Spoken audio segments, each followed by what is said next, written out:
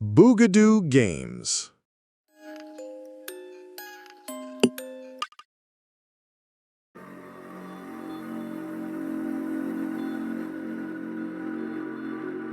People today, they don't know what love is anymore.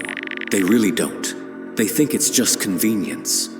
A text message, a shared coffee, a temporary fix for being lonely.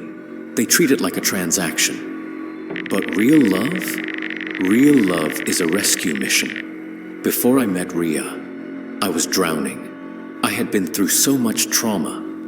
I was terrified to even open my mouth, terrified of people. I locked myself away in the dark, and I was ready to stay there.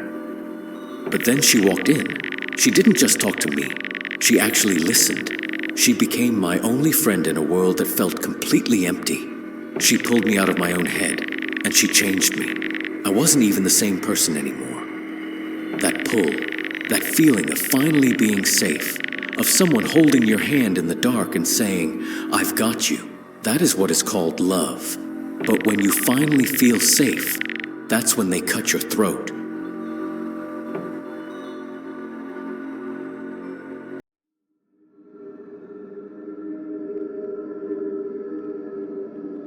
Do you know, in Hindu mythology, the god of thunder, Indra, he desired a woman named Ahalya.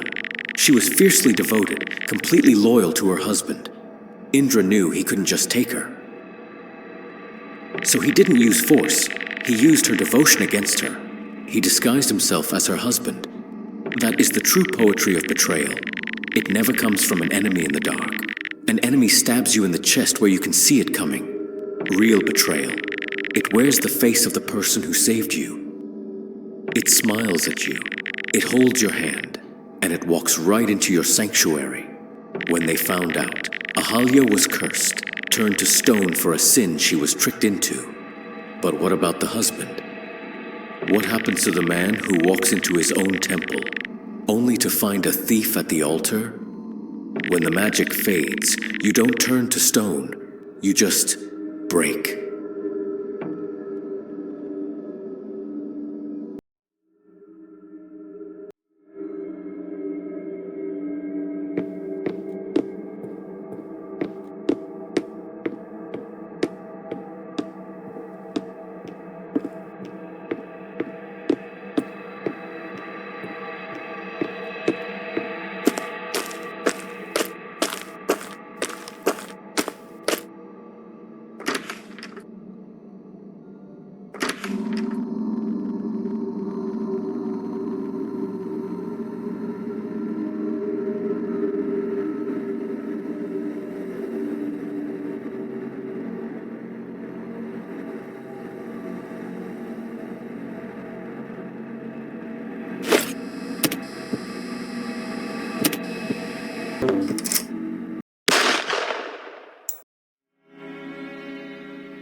I told you love was a rescue mission.